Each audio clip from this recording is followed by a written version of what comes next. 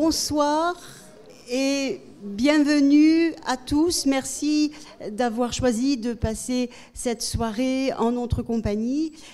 Professeur Francis Eustache, merci de votre présence ce soir parmi nous. Merci également à la librairie Soramps en Cévennes qui est co-organisateur de ces soirées aux côtés de IMT Minales.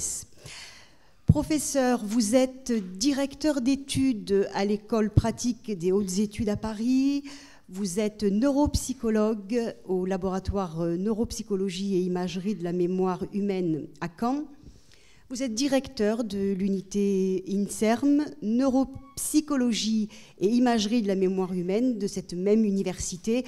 Autant de titres qui témoignent que vous êtes l'un des spécialistes de la mémoire humaine et de ses troubles.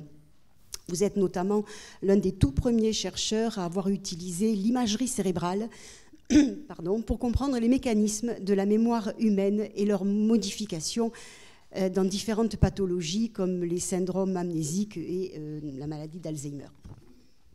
Mais vous êtes aussi l'un des tout premiers à avoir intégré la pluridisciplinarité dans votre champ de recherche sur la mémoire. Longtemps, pour les scientifiques, les psychologues ou les philosophes, quand on parlait de mémoire, il s'agissait d'étudier la mémoire individuelle. À l'inverse, pour les historiens ou pour les sociologues, la mémoire s'appréhendait en fonction de la mémoire collective. Vous réconciliez psychologie, neurosciences et sciences humaines pour mettre en lumière toute la complexité de nos mémoires individuelles, collectives et mémoires partagées. Alors c'est une approche qui est particulièrement intéressante aujourd'hui, en ces temps troublés dans lesquels nous vivons, où des événements traumatiques bouleversent la construction et l'évolution de la mémoire individuelle et de la mémoire collective. Je pense qu'à ce titre, vous évoquerez sans doute les travaux que vous conduisez dans le cadre du programme que vous co-dirigez avec l'historien Denis Péchanski, programme intitulé 13 novembre et que vous avez mis en place après les attentats du 13 novembre 2015. Le professeur, nous allons donc partir avec vous sur les chemins de la mémoire. Merci.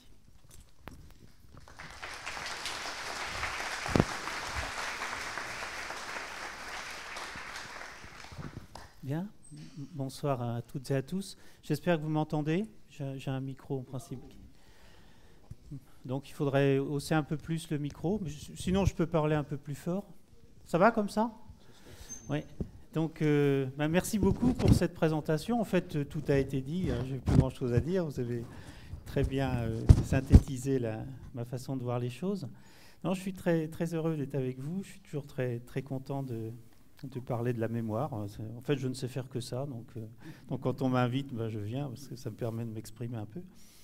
Alors, j'ai amené ma montre aussi parce que je suis capable d'être très long. Donc, je vais essayer de parler 1 heure, pas beaucoup plus d'1 heure, pour qu'ensuite vous puissiez poser les questions qui vous intéressent. Bon, je ne répondrai pas forcément, hein, je ferai ce que je pourrai, je ne sais pas tout.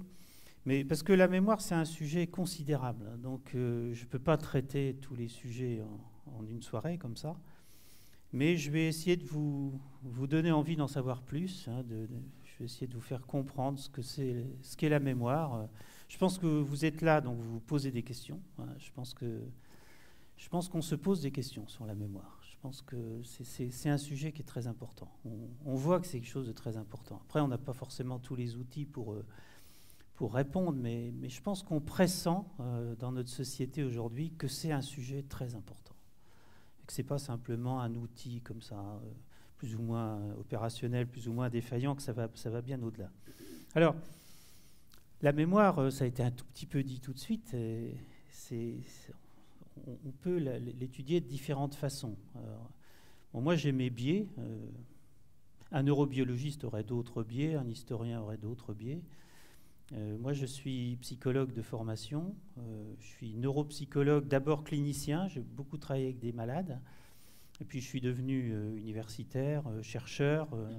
Mais j'ai gardé cette fibre très, très proche des patients.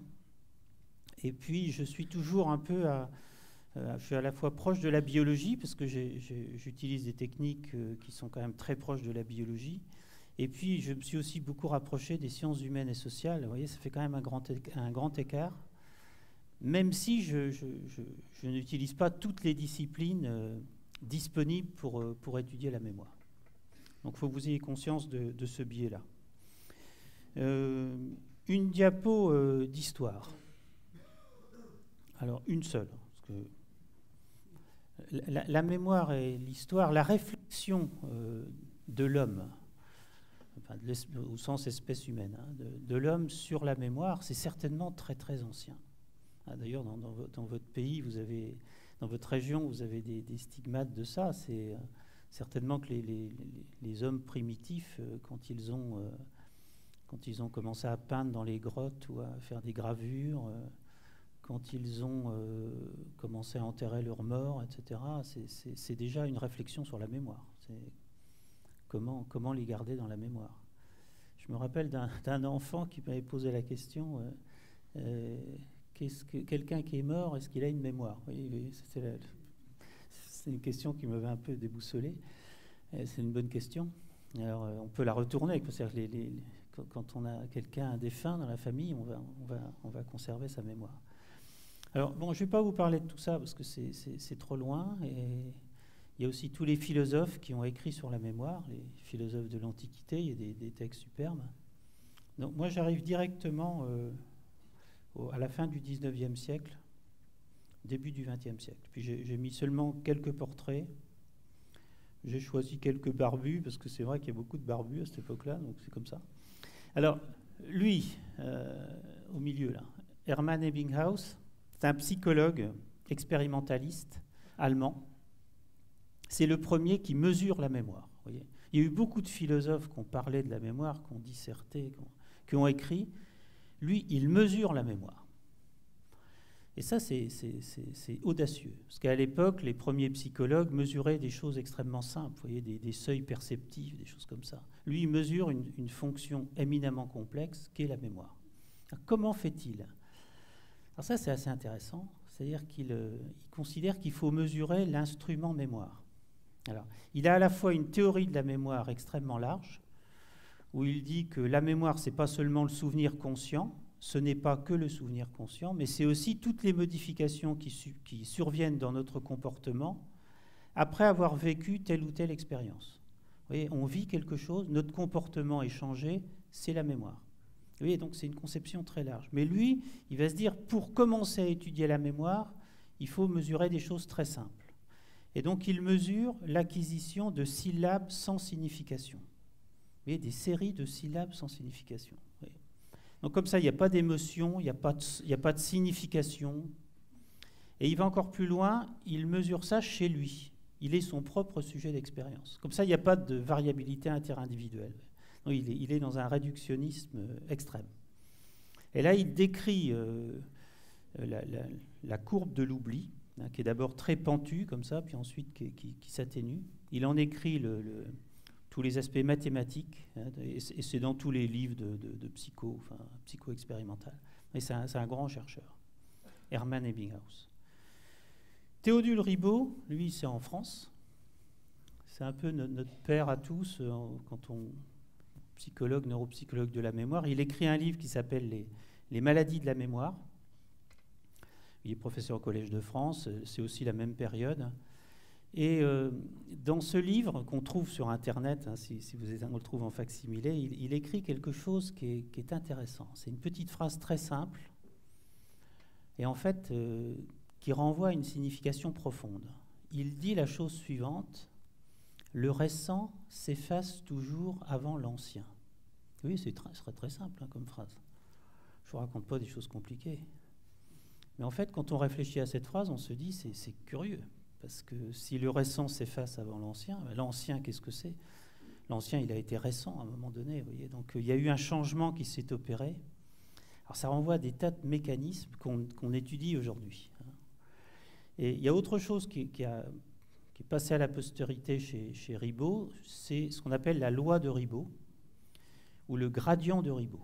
Alors, le gradient de Ribot, c'est le fait que dans beaucoup de maladies de la mémoire, alors je vais parler de la maladie d'Alzheimer, mais il y en a d'autres, eh bien, les patients ont tendance à mieux conserver les souvenirs du passé que les souvenirs récents. Et c'est ça le gradient de Ribot. Vous voyez, gradient au détriment du récent. C'est vrai dans certaines maladies, dans la plupart des maladies, mais ce n'est pas vrai dans d'autres maladies. Et nous, on a décrit dans mon laboratoire, c'était au début des années 2000, dans un article qui est très, très cité dans la revue qui s'appelle Brain, un gradient inversé chez des patients qui, au contraire, perdent le récent, perdent l'ancien, et conservent le récent. Je reviendrai là-dessus. Et puis ici c'est mon favori, c'est Korsakov. Sergueï Korsakov, sont des photos que j'ai prises à Moscou, pour ça je suis très, très fier de ces photos.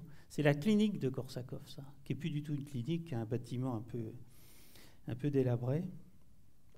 Et j'ai trouvé dans cette clinique quelque chose d'incroyable, c'est ce vitrail qui fait 2 mètres sur 2 mètres, qui a été fait par ses élèves. C'est le portrait de Korsakov, et c'est magnifique.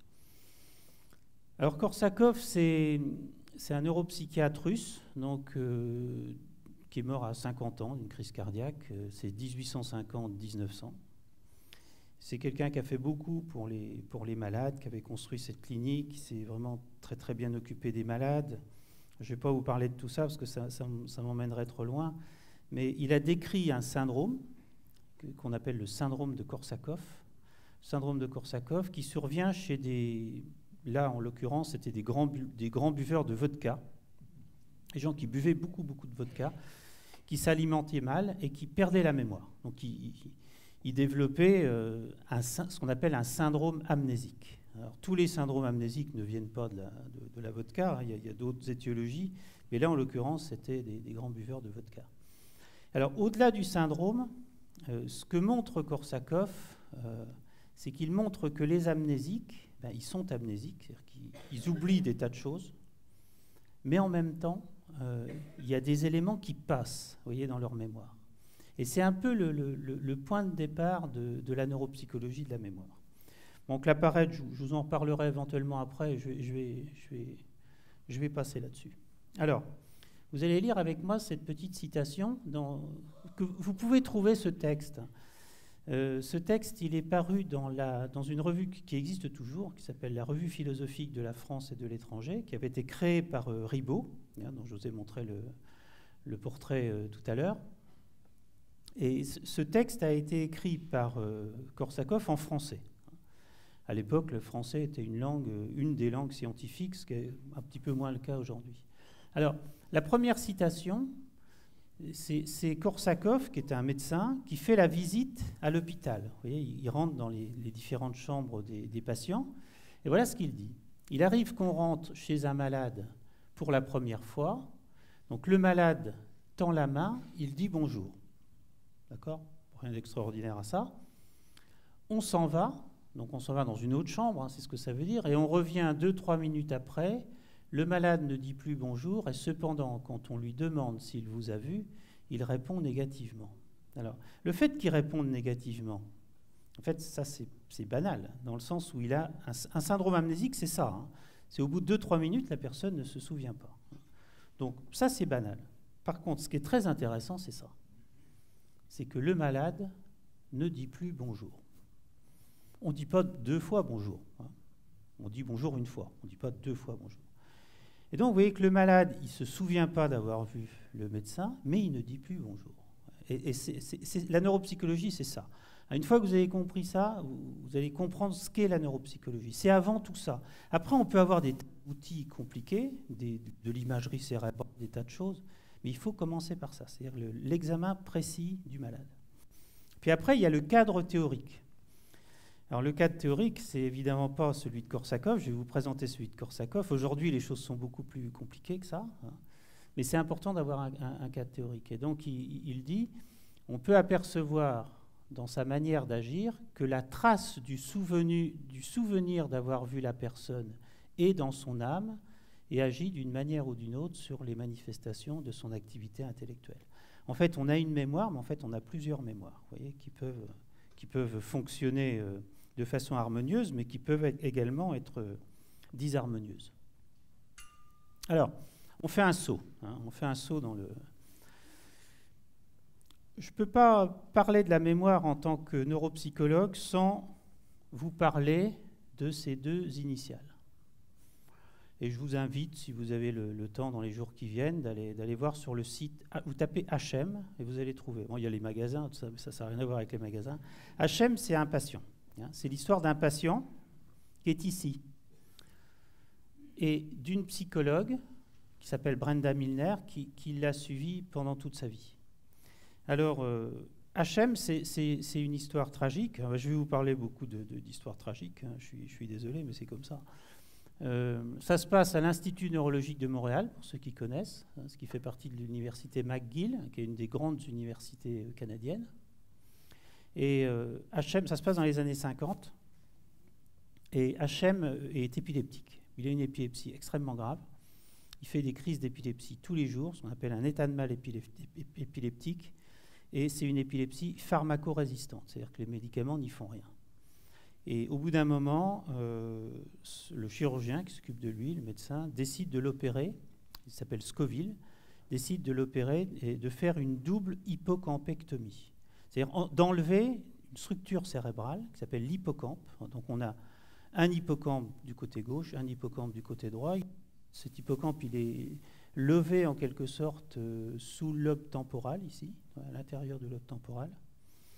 Et Scoville a raison, c'est souvent le point de départ des doubles hippocampes. J'ai un micro qui ne marche pas tout le temps. Donc, non, je prends. Et donc, il fait cette opération qui est plutôt une réussite parce que les crises diminuent.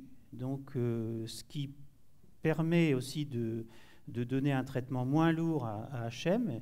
Et de façon générale, HM va mieux, il fait moins de crises et il est plutôt mieux. Mais il devient définitivement amnésique. Il développe un syndrome amnésique.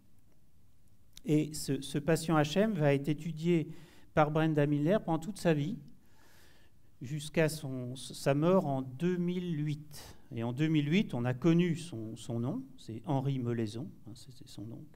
Et il a donné son corps à la science et son cerveau est toujours étudié aujourd'hui.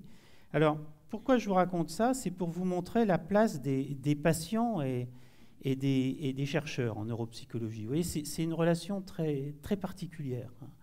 Je vais vous parler d'études qui portent sur des dizaines de patients, des centaines de patients, des milliers de patients, mais il y a aussi des études très particulières qui portent sur des patients uniques. Et en fait, il y a eu beaucoup d'idées nouvelles, de théories nouvelles qui proviennent d'un malade en relation avec un psychologue. Vous voyez, pour ça, c'est une discipline très, très particulière.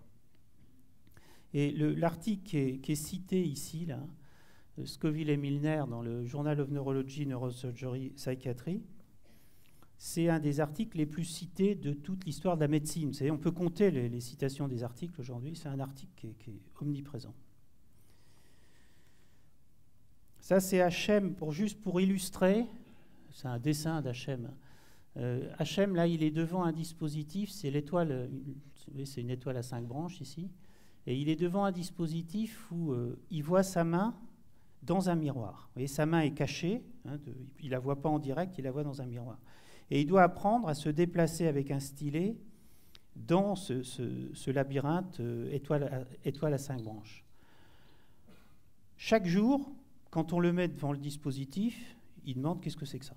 Qu'est-ce que c'est que ce dispositif? Il ne reconnaît pas le dispositif. Pour lui, il voit ce dispositif pour la première fois.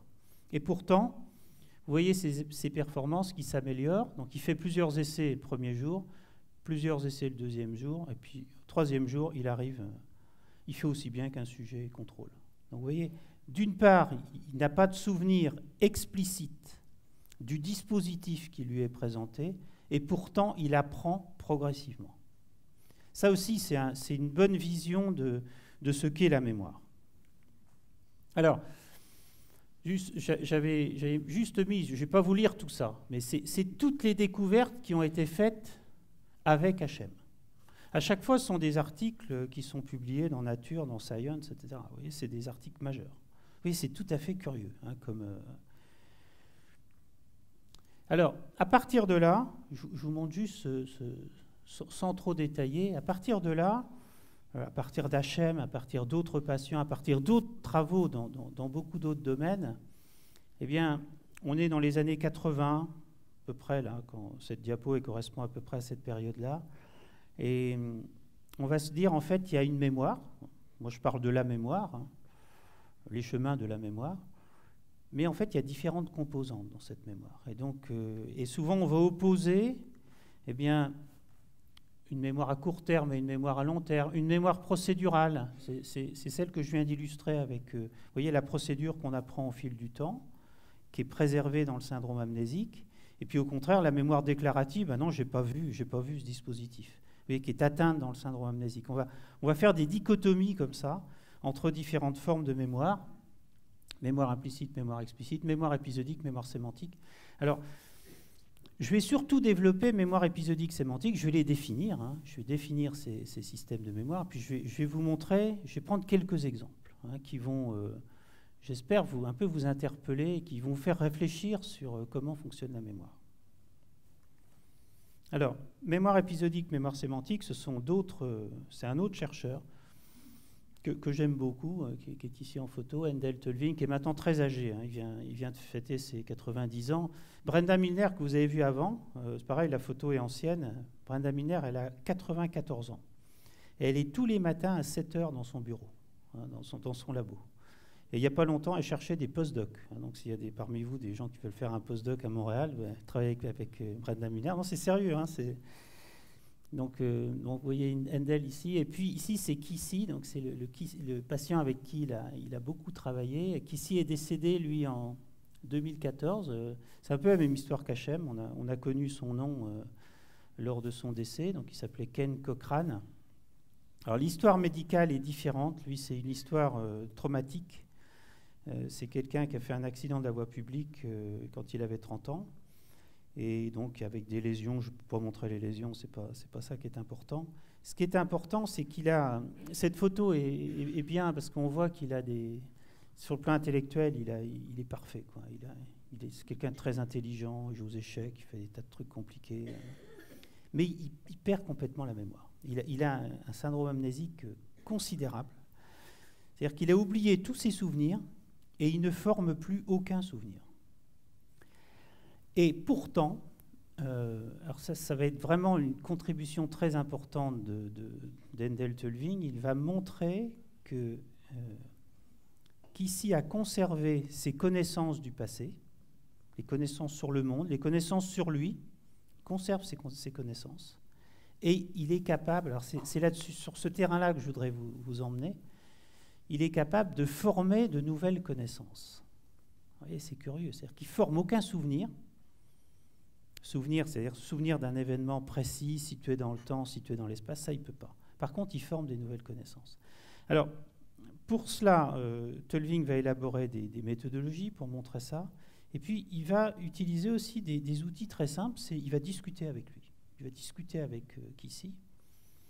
Et il va lui parler, par exemple, de nouveaux concepts. Vous voyez, de concepts qui sont apparus après son accident. Alors, par exemple, Internet, le sida. Vous voyez, des concepts qui sont apparus après. Eh bien, donc il y a ces discussions qui sont retranscrites. Kissy peut avoir une discussion sur le rôle d'Internet dans la société, en quoi ça change la société, etc.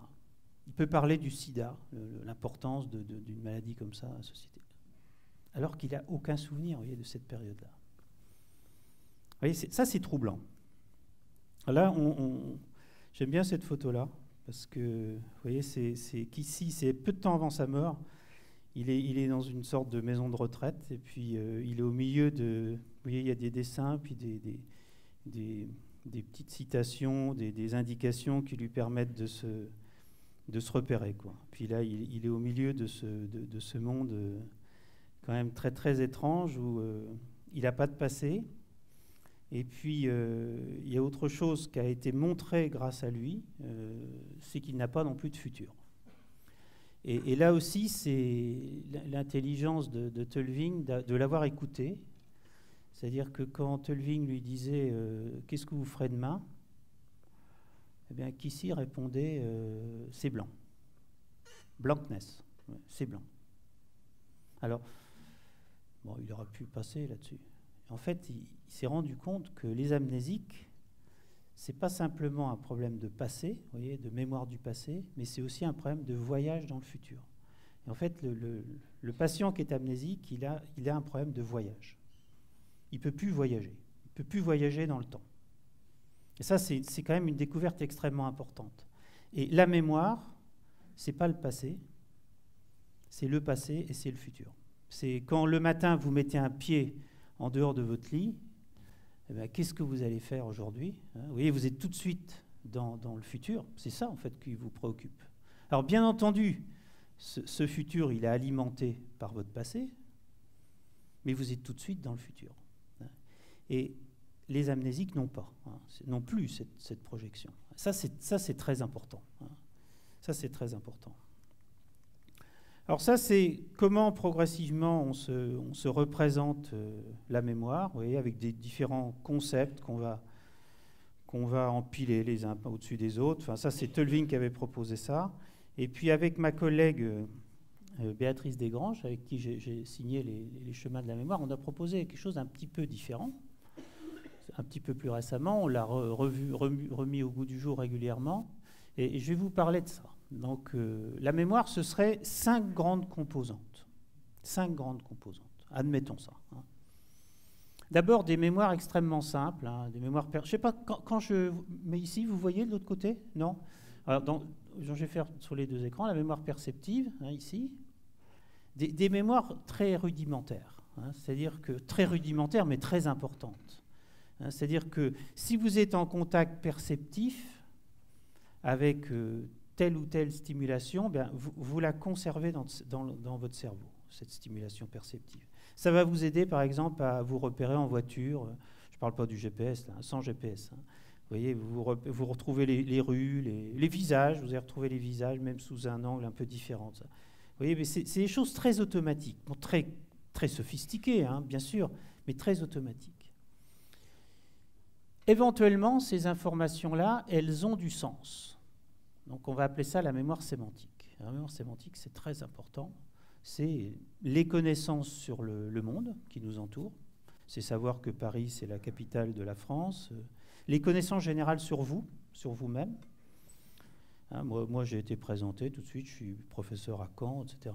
Des choses générales sur moi. Et puis, faites attention à ce que je vous dis, c'est pas, ça a l'air simple, mais vous allez voir que c'est pas si simple. Éventuellement, ce qui a du sens, ça va devenir un souvenir. C'est-à-dire que vous allez le mettre dans votre mémoire épisodique. Ça va devenir un souvenir. Il faut que ça ait du sens pour que ça devienne un souvenir. Un souvenir, c'est-à-dire c'est le souvenir d'un événement personnellement vécu, situé dans le temps, situé dans l'espace, et quand vous récupérez ce souvenir, vous avez l'impression de le revivre. C'est ça la mémoire épisodique. Je prends un exemple simple. Qu'est-ce que vous avez fait samedi soir dernier? Samedi soir dernier, c'est pas loin, je ne suis pas méchant. J'aurais pu dire il y a 3 samedis, là ça aurait été terrible, là je vous aurais vu faire des grimaces.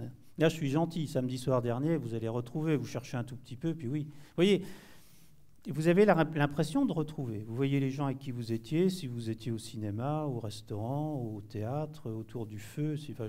Nous, en Normandie, on est plutôt autour du feu, là, tout de suite.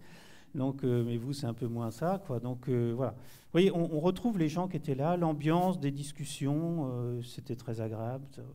Voilà. C'est ça, un souvenir. Vous voyez, donc, ça monte comme ça. Et éventuellement, à chaque fois, vous voyez, il y a de moins en moins de flèches. Alors ça, c'est important. Ici, au milieu, c'est ce qu'on appelle la mémoire de travail. La mémoire de travail, c'est ce qui nous permet de gérer le présent. C'est ce que vous faites tout de suite, vous m'écoutez, vous essayez de mettre mes phrases bout à bout, vous voyez, vous êtes dans cette préoccupation-là.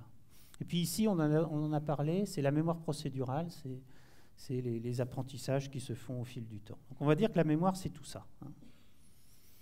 Alors, il y a cette ascension-là qui est très intéressante. Et puis ensuite, on parlera de ça, c'est que le souvenir, admettons que vous formiez un souvenir. Là, ce soir, vous aurez un souvenir de moi. Je suis extrêmement fier. Vous aurez un souvenir, tous, vous aurez un souvenir de moi. Vous allez vous souvenir de tout, de moi, de la couleur de ma chemise, tout ça. Tout. Et puis demain, vous vous souviendrez déjà un peu moins. Bon. Et puis, après-demain, encore un peu moins. Et puis, dans 15 jours, bon, vous aurez quand même oublié beaucoup de choses. Mais je fais quand même le pari, parce que je suis ambitieux, quand même, quelque part, je vais vous changer. Je vais vous changer. Voilà. Je vais vous transformer. Voilà. Et donc, ça veut dire que, quelque part, vous allez perdre, vous voyez, le souvenir de moi, mais quelque part, ce que je vous raconte ce soir, ça va s'inscrire dans vos connaissances de la mémoire. D'accord ? Vous n'aurez plus la même vision de la mémoire dans quelques jours, dans quelques semaines, que quand vous êtes arrivé dans cet amphi. C'est ça le but. Hein. C'est aussi le but de la fête de la science, c'est l'ambition de l'école des mines, de la librairie, etc. Hein, tous les partenaires, c'est ça. C'est que vos connaissances évoluent. Alors, je vous ai parlé déjà de pas mal de choses. Et si on avait le temps de discuter à ce moment-là, vous pourriez déjà être critique par rapport à ce que je vous ai dit. Je vous ai parlé d'amnésiques, qui deviennent amnésiques à l'âge adulte. Hein. C'est vrai du syndrome de Korsakoff, hein, les buveurs de vodka. C'est vrai d'Hachem, hein, il avait une 20aine d'années quand il a été opéré. C'est vrai de Kissy, il avait une 30aine d'années quand il a eu son accident. Alors, vous pourriez me dire, mais tout ça, d'accord, mais quand même, ces patients-là, ils ont acquis des tas de connaissances avant d'être malades. Et donc, ils continuent d'acquérir des connaissances. Bon, c'est un petit peu différent que de former des souvenirs nouveaux. C'est vrai. Alors, cet article-là, j'aime bien le citer, parce que c'est un très beau papier. Bon, c'est qu'à 20 ans, là, cette année, paru dans Science. Vous voyez, je ne vous montre pas des trucs de 4e zone, hein, c'est vraiment des choses très importantes. C'est l'histoire de 3 patients, mais ce sont des enfants, cette fois-ci. Alors, ce sont des enfants qui sont examinés quand ils sont adolescents par une neuropédiatre qui s'appelle Faraneh Verghakadem, qui travaille à Londres. Puis là, il y a toute une série de scientifiques éminents, dont Mortimer Mishkin, qui est un grand anatomiste américain. Alors, je ne raconte pas tout le détail de cet article. Je me concentre sur un des patients, qui s'appelle John, J-O-N, qui est un enfant qui a eu une anoxie à la naissance et qui a eu des lésions extrêmement importantes des hippocampes à la naissance. Donc vous avez compris que les hippocampes, c'est important. Quand on n'a plus d'hippocampe, on est amnésique. C'est ce qui s'est passé avec Hachem et avec Kissy. Dans le syndrome de Korsakoff, c'est un petit peu différent, mais c'est le même circuit qui est atteint. Alors, qu'est-ce qui se passe chez des enfants comme John, chez un enfant comme John, qui naît avec des lésions massives des hippocampes? Qu'est-ce qui se passe? Et on peut se poser la question. Hein. Eh bien, ces enfants-là, ils apprennent à marcher. Bon, ils apprennent à marcher. Donc, évidemment, vous pouvez me dire, ça n'a rien à voir avec la mémoire. Bon, d'accord. Ils apprennent à parler. Là, vous pouvez me dire, le langage, ça n'a rien à voir avec la mémoire. Bon, d'accord. Mais quand on se met à parler, on comprend le monde autour de soi. Vous êtes d'accord que le monde, c'est difficile? Moi, je trouve que le monde, c'est difficile. Moi, je ne suis plus un bébé, mais je trouve que le monde, c'est quelque chose de difficile à comprendre. Et les enfants de 3-4 ans, ils ont compris beaucoup de choses du monde. Ils n'ont pas tout compris, mais ils ont compris beaucoup de choses. Donc ces enfants-là évoluent comme ça. Et ils commencent à aller à l'école maternelle. Alors là, vous pouvez me dire, oui, mais il y a beaucoup de plasticité. Ces enfants-là, il y a beaucoup de plasticité, notamment chez les petits comme ça. Et donc, c'est parce qu'il y a le cerveau qui compense, etc. Oui, c'est une bonne... c'est normal qu'on se pose cette question-là, et heureusement qu'il y a ces mécanismes-là. Sauf que maintenant, il y a eu beaucoup d'autres enfants qui ont été décrits, qui ont ce type de pathologie, et c'est toujours la même histoire. Et vers l'âge de 5 ans, 6 ans, 7 ans, il se passe quelque chose. Pourtant, il n'y a pas d'événement médical nouveau, mais les enfants, par exemple, si l'un d'entre eux rentre chez lui avec un trou à son pantalon, donc les parents vont dire « qu'est-ce qui t'est arrivé ?» L'enfant ne peut pas dire ce qui lui est arrivé. Il ne se souvient pas de ce qui lui est arrivé. Vous voyez ? C'est-à-dire que les petits événements du jour, les petites anecdotes du jour, ne sont pas mémorisés. Donc en fait, vous voyez, c'est comme un effet retard de la lésion hippocampique qui va se manifester, non pas dans les premiers apprentissages, mais vers cet âge-là. Alors ça, c'est un résultat qui est très important, qui est très troublant. Hein. Et vous voyez, quand je vous ai montré ce petit schéma-là, vous voyez, surtout cette partie-là est très intéressante. C'est-à-dire que les mémoires perceptives, ça fonctionne, la mémoire sémantique, ça fonctionne. Par contre, ce qui ne va pas fonctionner, c'est ça. Mais ça veut donc dire qu'on est capable de former des connaissances sans former des souvenirs. Ça, c'est très important. Parce que là, on le montre chez des enfants. Vous voyez. Ces enfants qui ne sont pas capables de former des souvenirs, enfin pas capables, c'est un peu caricatural hein, ce que je vous dis, c'est évidemment pas aussi simple que ça, fort heureusement. Mais ça tend vers ça. Hein. On y reviendra, si vous voulez. Hein. Là, c'est un résultat de John. Ça, c'est la mémoire à court terme. C'est son l'empant, c'est la capacité à répéter des séries de chiffres. Hein, comme ça, immédiatement après l'examinateur. Il a des résultats excellents. Vous voyez, c'est 110. Il a un QI de 110. Et puis ici, c'est quand il y a un délai entre 20 minutes. Vous voyez, il a moins de 70. C'est vraiment très, très faible. Quand il y a 20 minutes qui se passent entre l'information qui lui est donnée, un petit texte, et puis le moment où on lui demande de rappeler le texte. Et là, c'est un dessin. Il fait la copie de ce dessin, voilà, ce qui s'appelle la figure de Rey, et ça, c'est 20 minutes après. C'est tout ce qu'il en reste 20 minutes après. Donc, vous voyez, il est vraiment amnésique. Il est vraiment amnésique, et pourtant, il a construit le monde qui l'entoure. Alors, ça, c'était Faraneh Vargakadem, c'était la fin des années 90, ouais, je dis bien. Et puis ça, c'est un petit peu après, c'était à Paris. C'était à Paris, je dirigeais un laboratoire à Paris à ce moment-là, et on travaillait avec des collègues de l'hôpital Necker Enfants Malades. Ça, c'est une petite fille qui a 7 ans, qui a plus d'hippocampe. Ouais, là, le trou, là, c'est l'endroit des hippocampes. Elle n'a plus d'hippocampe. Là, c'est pas la figure de Rey, mais vous voyez, c'est un autre dessin. Vous voyez, elle avait plus de mémoire. Elle n'avait plus du tout de mémoire. Plus du tout de mémoire. Elle apprenait rien du tout. Aucun souvenir. Et nous, on lui a appris des tas de choses. Avec des stratagèmes. Alors, je prends souvent ce dessin-là parce que j'aime bien. Quand j'ai 5 minutes, je fais de l'ornithologie.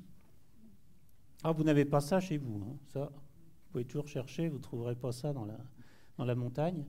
Donc c'est le macareux, vous voyez, qui a un drôle d'oiseau qui ressemble un peu au perroquet, avec un bec de perroquet comme ça, qui niche dans des trous de lapin, enfin qui a des tas de particularités.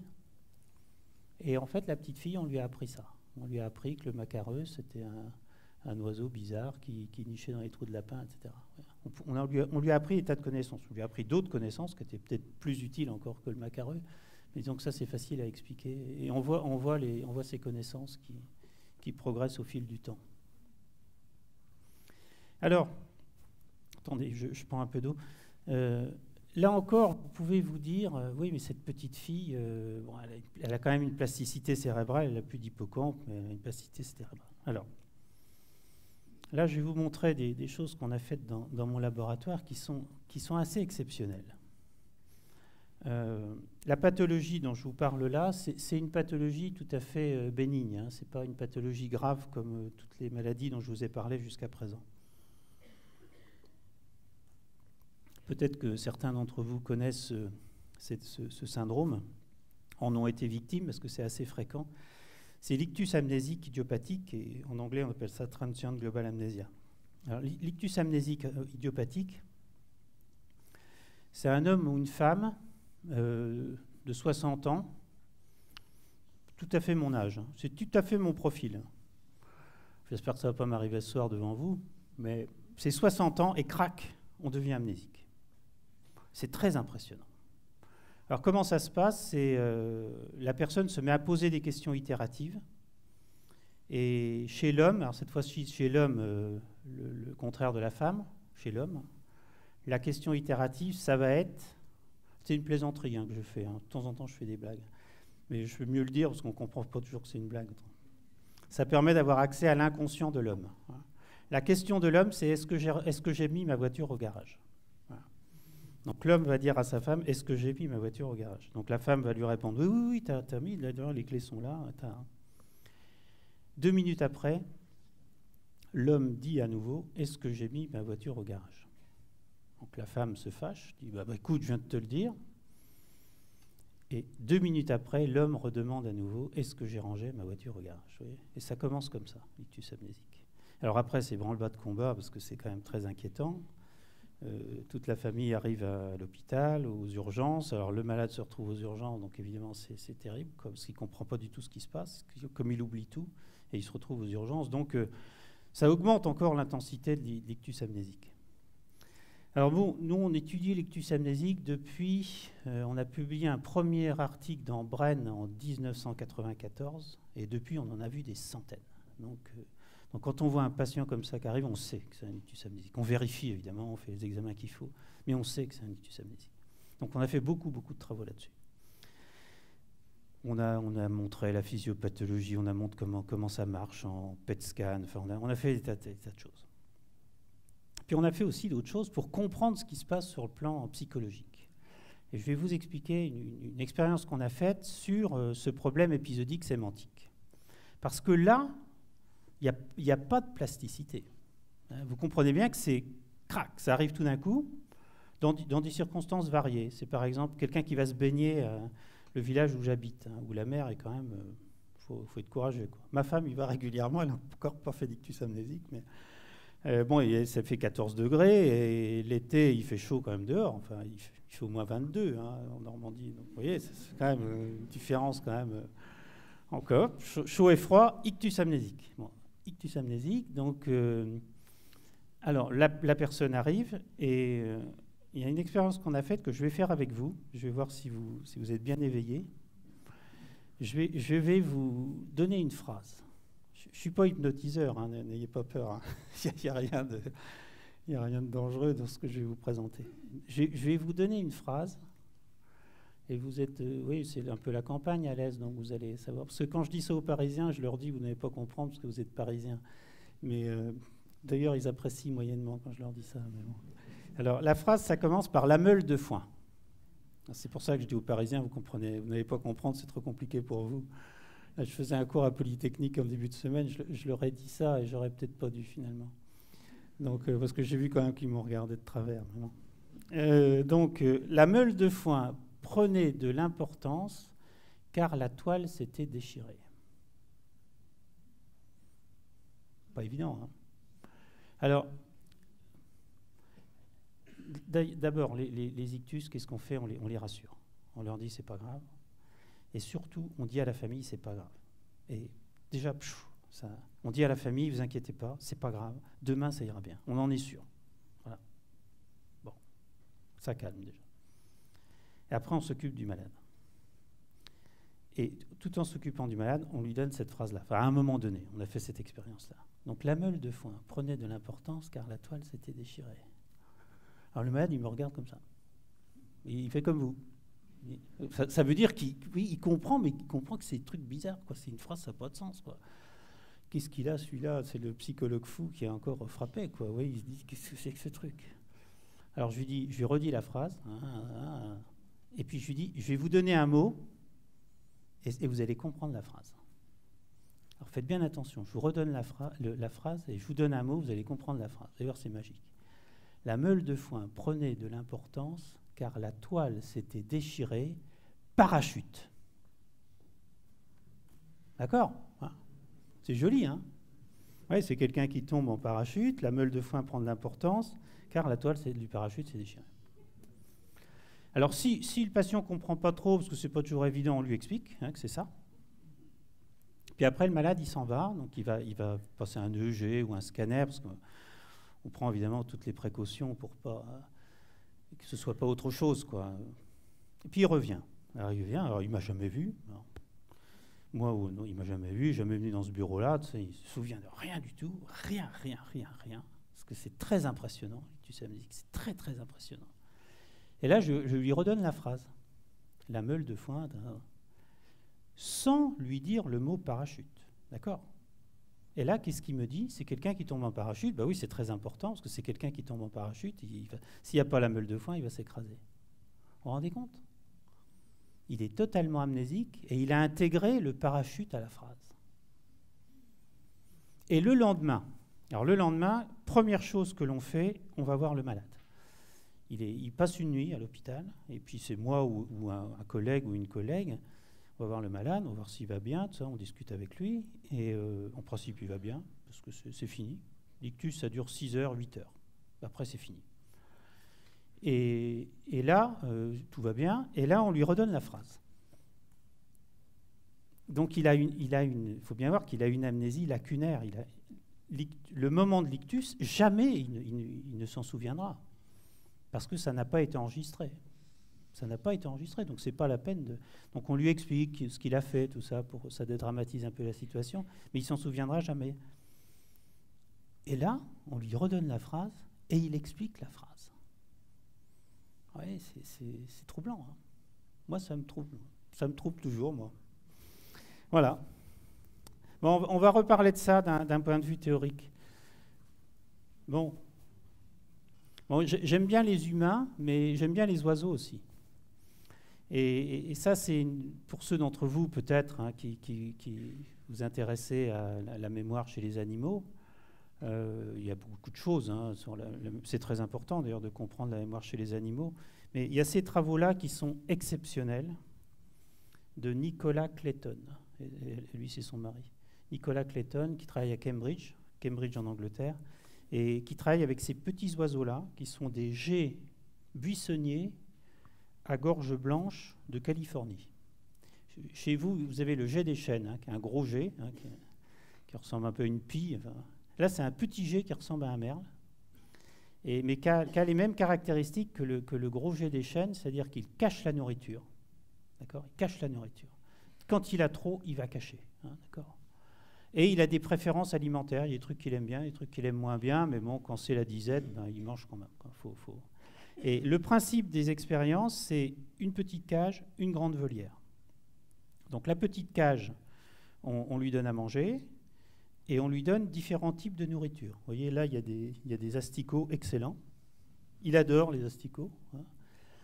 On lui donne des baies, il aime bien les baies aussi. Et puis on lui donne des graines. Et les graines, il n'aime pas tellement, mais bon, quand il n'y a rien d'autre à se mettre sous la dent, sous le bec, quoi, il va manger les graines. Et il ne mélange pas.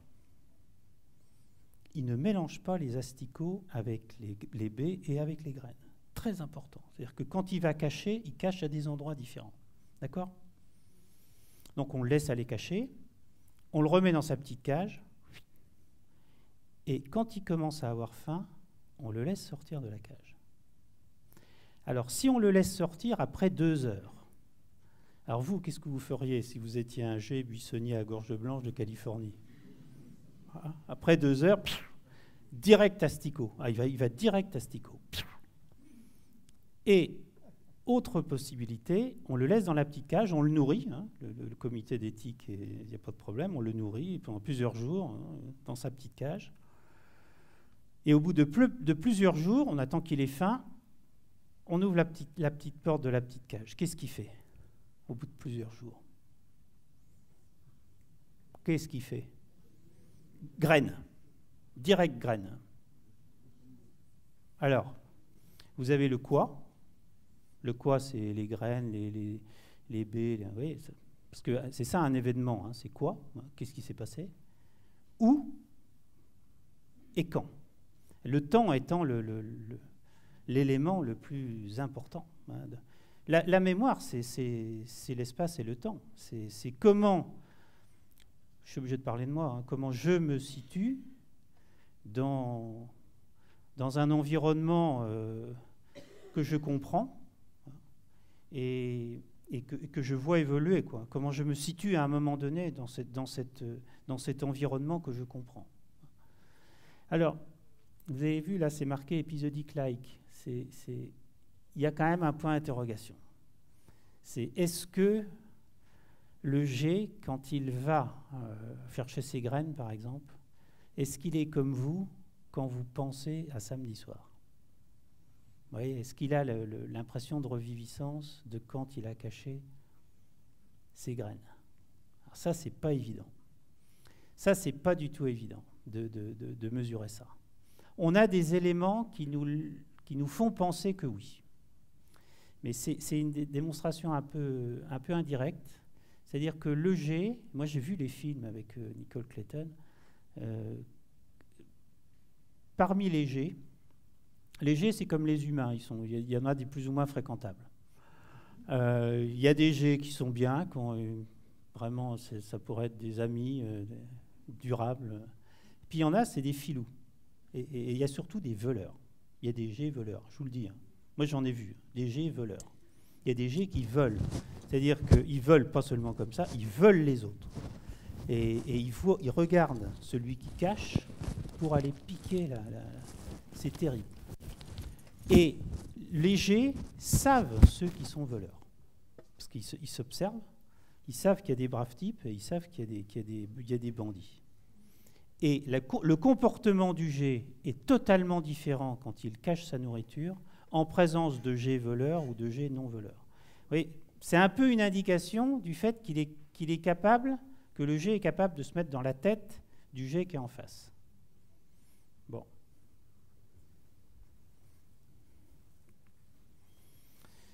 Ça, je ne vais pas avoir le temps d'en parler. Je suis très content parce que j'ai une de mes étudiantes qui s'en va travailler avec... Moi, ce n'est pas mon domaine, hein, mais elle a travaillé avec moi, puis elle s'en va travailler avec Nicole Clayton et avec d'autres chercheurs. Elle va travailler sur la mémoire épisodique chez la seiche. Donc la seiche, vous connaissez l'animal, mais vous le voyez plus souvent dans votre assiette qu'ailleurs. C'est un animal tout à fait intéressant. Mais ça, on y reviendra. Bon. Alors, la maladie d'Alzheimer et la mémoire sémantique. Je vous ai parlé surtout de mémoire épisodique. La mémoire sémantique, c'est quoi ? Ça, c'est un des premiers patients d'Alzheimer, d'Alois Alzheimer. Il y avait eu la première patiente qui s'appelait Augusta D. Et puis, il y a eu ce patient qui est le jardinier Johannes F., qui est un malade jeune, hein, comme Augusta. Jeune, c'est-à-dire qu'il a une cinquantaine d'années, hein, il n'a pas 80 ans. Donc, il est admis dans le service. Et ce qui est intéressant là, ce sont les questions qui sont posées par Alzheimer à son patient. Ça montre qu'en fait, Alzheimer, il avait compris que la mémoire, il y a certes la mémoire épisodique, mais il y a aussi d'autres formes de mémoire. Et les questions qui lui sont posées, vous voyez, c'est quelle est la couleur du sang ? Vous voyez, ça, c'est vraiment une connaissance sur le monde. Hein. Quelle est la couleur du sang ? Donc, le malade dit rouge. De la neige, blanche. Du lait, bon. De la suie, combien de pattes a un veau, combien de jambes a un homme, où vit un poisson, dans la forêt sur les arbres, et là il répète, il a ce qu'on appelle une écholalie dans la forêt sur les arbres. Voilà. Et ça, c'est un travail beaucoup plus récent, qui a été fait par une équipe anglaise. Là, je rentre un petit peu dans le vif du sujet, hein, de la neuropsychologie clinique. Je ne sais pas si vous savez ce que c'est que ça. C'est un presse-purée anglais, voilà. Presse-purée anglais. Et alors, là, c'est les résultats de 3 groupes de sujets. Là, ce sont des sujets contrôle en gris clair. Ici, mild AD, c'est des patients en début d'évolution du maladie d'Alzheimer. Et ici, c'est ce qu'on appelle MCI. MCI pour Mild Cognitive Impairment, c'est des gens qui ont des troubles cognitifs, mais des troubles cognitifs pour lesquels on n'a pas encore fait le diagnostic de maladie d'Alzheimer, des troubles cognitifs qui sont isolés. Et là, on demande si on n'a pas ça. Admettons que vous êtes dans une maison, vous arrivez dans une maison à la campagne, vous voulez absolument faire un écrasé de pommes de terre. Vous voyez, vous avez une envie d'écraser de pommes de terre. Ça peut arriver, hein. Vous avez des amis qui sont là, vous voulez leur faire un écrasé de pommes de terre, c'est votre spécialité, avec du beurre salé. Vous avez une envie comme ça, totalement irrépressible de faire un... Alors, qu'est-ce que vous faites ? Est-ce que vous prenez un marteau ? Est-ce que vous prenez un fer à repasser ? Non, vous prenez une fourchette. Oui, ça va faire à peu près pareil. C'est récipient, c'est un faux ami. Hein. C'est destiné à la pomme de terre. Hein. Vous n'allez pas écraser les je ne sais pas quoi, là, bon, bref. Et puis, l'action que vous allez faire, est-ce que vous faites l'action d'utiliser un truc comme ça qui tourne ? Non, vous faites plutôt l'action d'une ventouse, vous voyez, hein, comme ça. Ben, vous voyez les différences. Vous voyez des choses aussi simples que ça. Hein. Bon, ça aussi, c'est la neuropsychologie, ça va être trouver comme ça des possibilités. Alors, je me dépêche. Je ne vous ai pas parlé d'imagerie cérébrale. Moi, j'ai vraiment connu, c'est vrai ce que vous avez dit, j'ai vraiment connu les tout débuts de l'imagerie cérébrale, parce qu'à Caen, on a un centre qui s'appelle Cicéron, qui a été un des premiers centres d'imagerie en France. Il y avait 3 centres d'imagerie à un moment donné, il y avait Orsay, Lyon et Caen, pour des raisons diverses. Et donc, on a fait des travaux avec l'imagerie cérébrale, à la fois chez des volontaires sains. On a montré les circuits de la mémoire avec ces techniques d'imagerie cérébrale. Et puis, on a fait beaucoup de travaux avec des patients. On continue de faire beaucoup de travaux avec les patients. Et en fait, on a mis en relation les modifications cognitives, vous voyez, qu'on étudie, là, c'est ce que veut dire ce petit schéma, vous voyez, entre une psychologue et puis un patient, et puis des modifications. Alors, notamment, on a étudié beaucoup des modifications du métabolisme du cerveau, avec une technique qui s'appelle la tomographie par émission de positons, qui est une technique de médecine nucléaire. Je pourrais y revenir, si vous voulez, après, sur les techniques. J'essaie de vous montrer plutôt les résultats. Alors, tout ça, ce sont des études différentes. Et en fait, on a montré, je pense, quelque chose qui était important à l'époque. Parce que, bon, vous voyez, c'est des travaux déjà qui datent, ça date d'une vingtaine d'années. On a d'abord montré que c'était le sens du travail d'avant, vous voyez, où je montrais les troubles très précis de la mémoire sémantique. On peut observer chez des patients des troubles très précis. Et que dans ces maladies-là, la maladie d'Alzheimer et d'autres maladies neurodégénératives, ce n'est pas un déficit global, mais on peut observer au début des troubles très très spécifiques. Ça, c'était une première démonstration qui était importante. On pourra y revenir, si vous voulez. Pour moi, c'est très important, ça.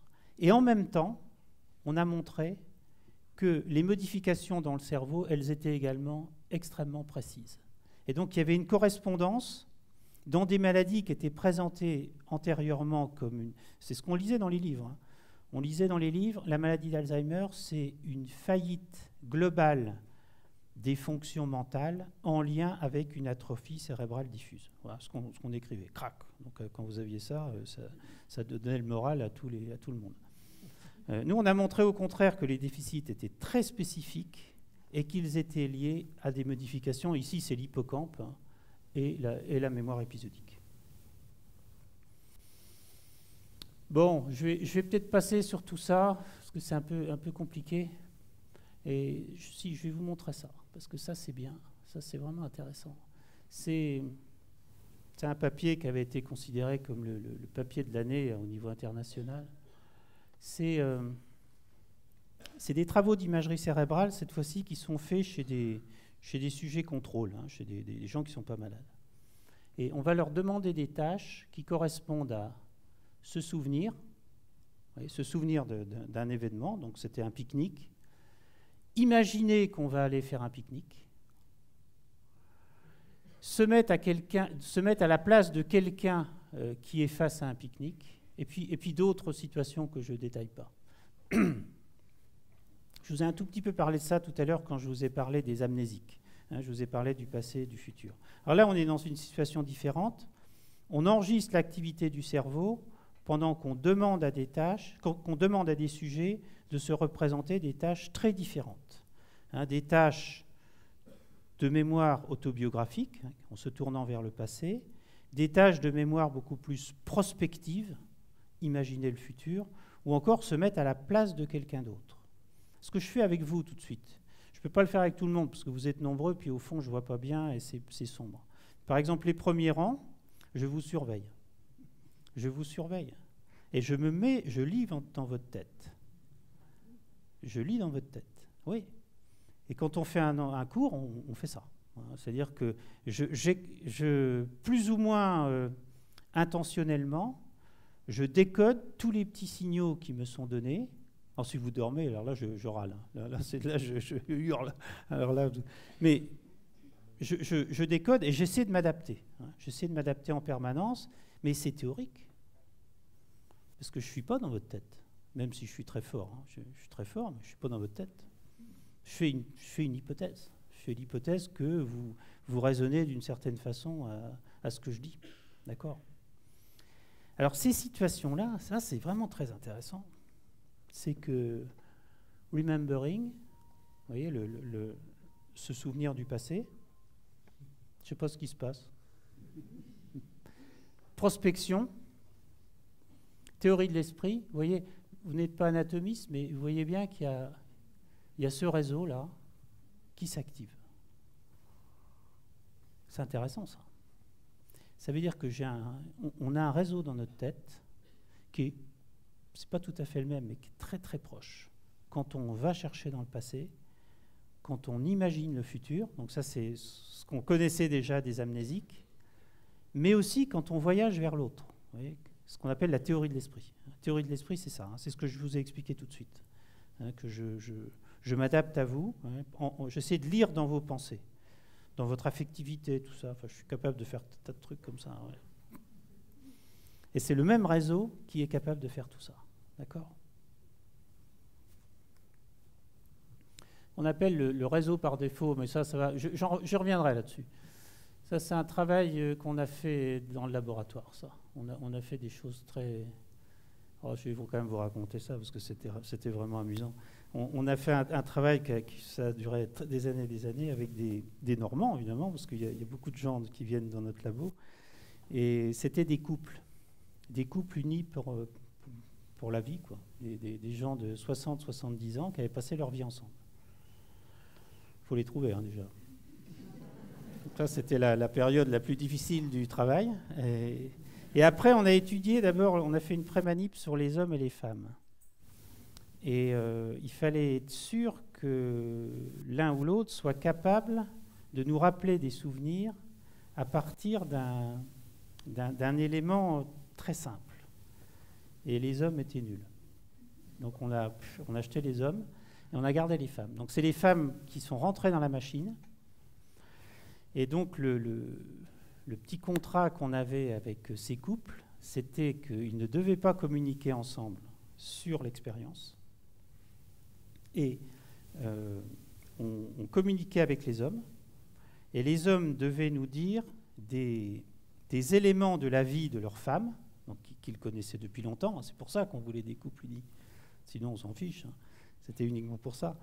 Donc, les hommes devaient nous donner des éléments de vie de leur femme, avec l'hypothèse que quand on allait donner cet élément de vie à la femme, elle allait évoquer un souvenir, d'accord, de son passé.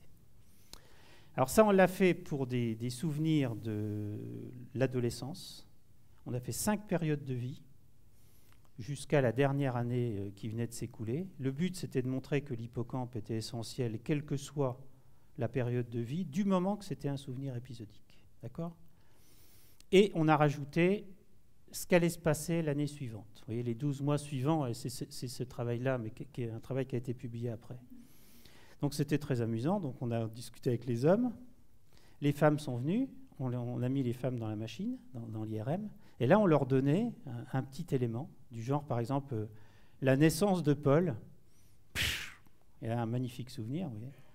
Et puis des différents moments de leur vie, y compris des événements qui allaient se passer, quoi. Enfin, qui étaient imaginés, qui n'allaient pas forcément se passer, mais qui étaient imaginés. Et on a ce magnifique réseau là avec l'hippocampe qui est vous voyez, on a l'impression que l'hippocampe nous regarde avec ses lunettes, quoi. Ça, c'est trop compliqué. Ça, c'est des choses qu'on fait aussi dans le laboratoire.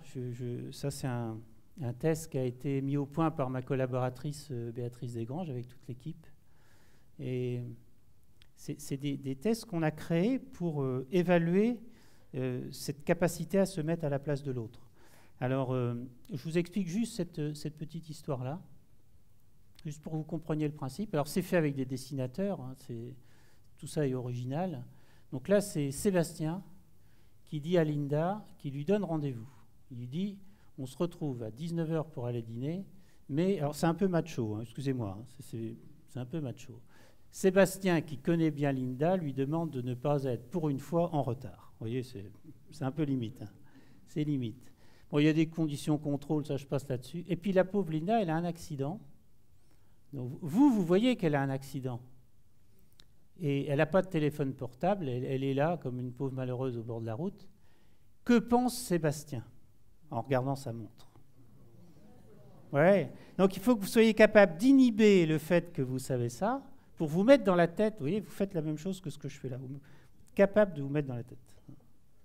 Alors, je le présente là en m'amusant, mais en fait c'est très important. Parce que quand on n'a pas cette capacité à se mettre à la place des autres, ce qui est fréquent dans les maladies cérébrales, en fait c'est beaucoup plus pénalisant, j'ai envie de dire, que d'avoir des troubles de mémoire. Parce que c'est toutes les relations sociales, vous voyez, la régulation sociale qui est entravée. Et là, c'est plus drôle du tout, ce que je vous raconte. Bon, tout ça, c'est des trucs un peu compliqués. Ça, je vous en parlerai de l'identité, si vous voulez, mais je vais... Il y a une chose qui me plaît pas, c'est quand on dit quelqu'un qui n'a plus de mémoire, il n'a pas d'identité. Mais ça c'est un truc qui m'énerve, je vous le dis. Je pourrais vous expliquer pourquoi ça m'énerve. Je pense que c'est pas bien de dire ça. Je pense que quelqu'un qui a des troubles de mémoire, il est différent, mais on ne peut pas dire qu'il n'a pas d'identité, qu'il ne conserve pas son identité. C'est très problématique de dire ça. Tout ça, c'est trop long. Ça c'est une expérience très simple et amusante. On va dire que c'est amusant parce qu'il faut, écoutez, il faut prendre un peu de distance. Donc, c'est pas moi qui ai fait ce travail-là. J'aurais bien aimé le faire parce que c'est un très joli travail. C'est une dame qui a une maladie d'Alzheimer, qui est âgée, qui a plus de 80 ans, qui a une maladie d'Alzheimer très, très sévère. Une forme vraiment sévère. Elle a vraiment des gros troubles cognitifs. Et là, c'est elle. C'est des photos d'elle à différents moments de sa vie. Et le chercheur, un chercheur américain, lui demande de montrer où elle est sur les photos. Où est-ce que vous êtes sur la photo? Et là, la dame, elle dit, je suis là. Là, c'est moi. Et alors le chercheur, après, lui dit, mais vous êtes sûr que c'est pas moi? Oh non, non, non, non, là, c'est pas moi, là. Ça, c'est une vieille tante, je l'aimais pas beaucoup, d'ailleurs. Bon. Vous voyez? Non, vous voyez, c'est très intéressant, ça. C'est très intéressant, parce que ça veut dire que la personne, elle est là. Elle est là. Et donc, il va falloir, quand vous allez l'écouter, par ailleurs, il va falloir comprendre le fait qu'elle est là. Vous voyez, c'est un peu anecdotique, c'est un peu amusant. Mais en fait, c'est très important de comprendre ça. Bon, ça, c'est un peu compliqué, c'est très intéressant, mais je n'ai pas le temps, je vais trop de diapos. Puis là, ça nous conduit à la fin de mon exposé. Vous vous rappelez la magnifique barbe d'Hermann Ebbinghaus? Je suis un peu jaloux de lui, en fait. C'est pour ça que j'insiste. Ouais. Je suis un peu jaloux. Et donc, le souvenir qui est son propre souvenir, avec les syllabes sans signification, c'est presque même pas un souvenir. C'est une mémoire complètement étriquée. Et puis, progressivement, dans mon exposé, je vous ai parlé, j'ai fait passer le message que, ouais, mais la mémoire, ça a à voir aussi avec les interactions sociales, il y a des mécanismes communs. Je vous ai dit ça quand même, un petit peu, mais je vous l'ai dit un petit peu. Et puis, ce que je n'ai pas encore évoqué, c'est que, c'était dans les diapos d'avant, mais que je n'ai pas pu développer trop, c'est que la façon dont on va encoder, dont on va enregistrer les informations, ça va beaucoup être tributaire des interactions qu'on va avoir avec les autres. On est rarement tout seul à apprendre. Alors je sais bien que je suis dans une école où les jeunes travaillent beaucoup, donc on est dans une situation un peu particulière, d'accord? Quand vous êtes tout seul avec votre bouquin, d'accord, je comprends. Mais quand vous serez sorti de cette période, vous allez apprendre beaucoup, et puis même déjà aujourd'hui, vous faites des travaux pratiques, vous allez en stage, etc. Vous apprenez beaucoup en relation avec les autres. Donc les autres sont très importants pour apprendre. Ça, c'est très important. Ce que je viens de vous dire là est très important. Et puis, au-delà de cet apprentissage, vous voyez, avec des groupes que vous identifiez, vous voyez, par exemple les copains, les professeurs, les relations prof-professeur, la famille, les copains qui sont dans votre village ou dans votre ville quand vous rentrez. Vous voyez, tous ces groupes-là, au-delà de cela, Il y a une mémoire collective, sociale, culturelle, vous voyez, beaucoup plus importante, hein, qui transcende tout ça et qui va avoir aussi un rôle extrêmement important sur votre mémoire. D'accord ? Donc moi, pendant des années, j'étais là. Je regardais la barre d'Ebbinghaus et puis je disais, voilà, je voulais faire comme Ebbinghaus. Non, mais je caricature. Hein. Et puis progressivement, je me suis rapproché de tout ça. Et puis finalement, je suis arrivé là. Et Halbach, Maurice Halbach, je vous conseille, là aussi, si vous avez du temps, c'est un auteur extrêmement intéressant. C'est un philosophe sociologue qui a fait 2 thèses. Il a fait une thèse de philo avec Bergson, Henri Bergson, et une thèse de sociaux avec Durkheim. Vous voyez, déjà, ça fait un choc. Hein. Donc, non, il est mort il est rentré au Collège de France en 1944 et il est mort à Buchenwald en 1945. Alors, c'est un auteur extrêmement intéressant qui a écrit beaucoup de choses, mais il a écrit 2 livres qui sont passionnants. Moi, c'est des livres qui m'ont bouleversé assez récemment, parce que je ne le connaissais pas. Il y a le livre qu'il a écrit en 1925 s'appelle « Les cadres sociaux de la mémoire ». Et puis il y a un 2e livre qui est paru à titre posthume, qui a été colligé par ses élèves en 1950, qui s'appelle « Les mémoires collectives ». Et en fait, ce que dit Halbach, donc les cadres sociaux de la mémoire, vous voyez, c'est un titre qui parle. C'est-à-dire en fait, il dit « Je ne suis jamais seul ». Je ne suis jamais seul. Je ne suis jamais seul, ça veut dire que ma mémoire, elle est jamais seule. Il y a bien sûr ma mémoire individuelle. Ma mémoire, elle est différente de la mémoire de chacun d'entre vous.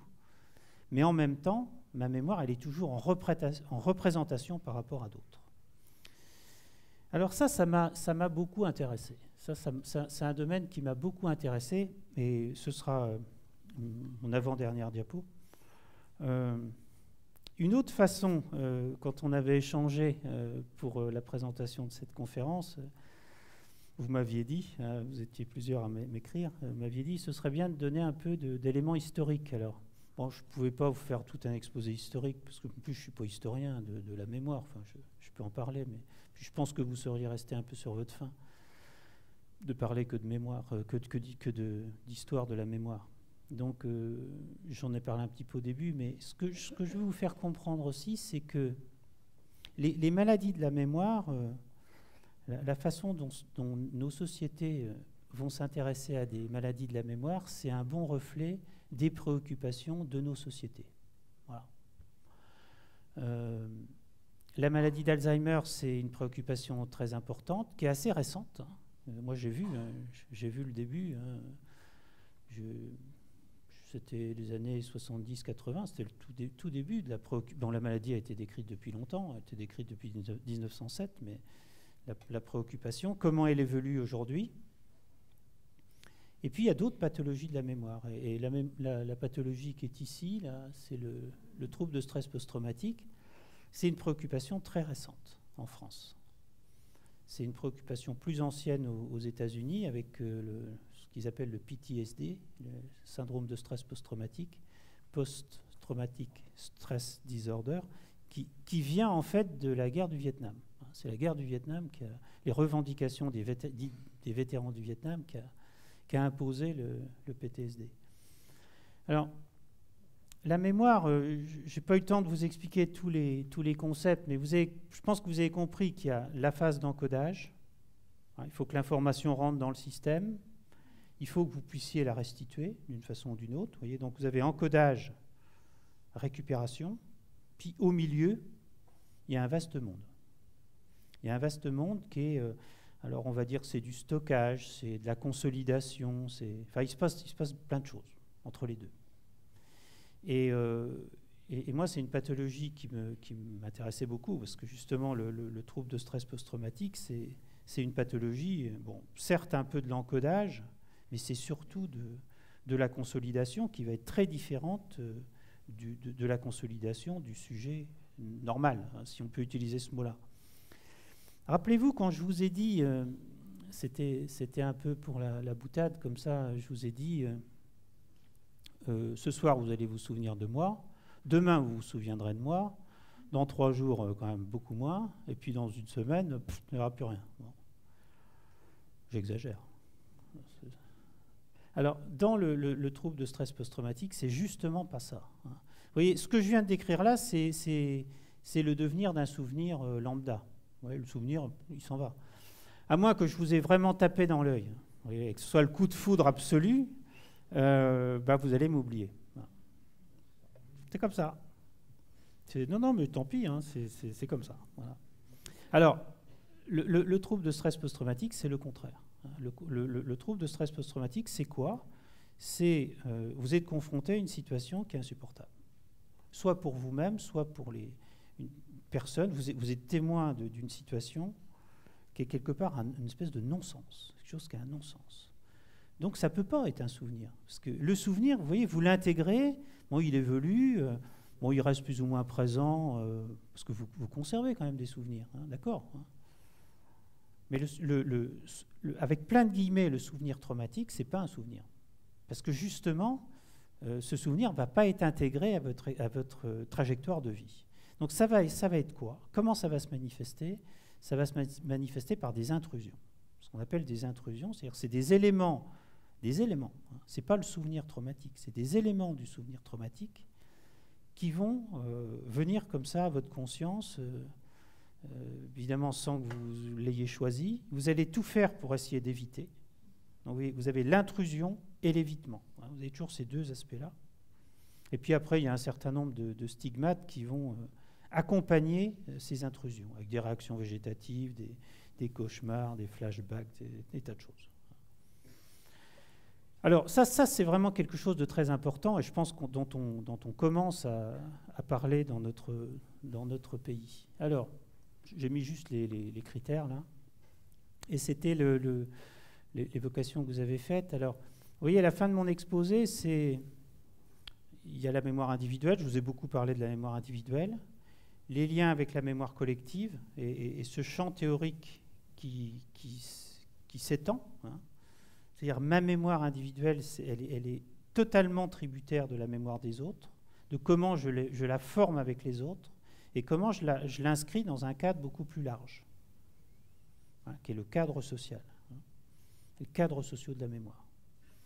Et alors, une pathologie comme le trouble de stress post-traumatique, alors, il se fait que, tout à l'heure, vous avez cité Denis Péchanski. Denis Péchanski, c'est un historien donc, qui travaille avec moi depuis... C'est un historien de la Deuxième Guerre mondiale. Et en fait, on travaille ensemble depuis une dizaine d'années sur la mémoire de la Deuxième Guerre mondiale.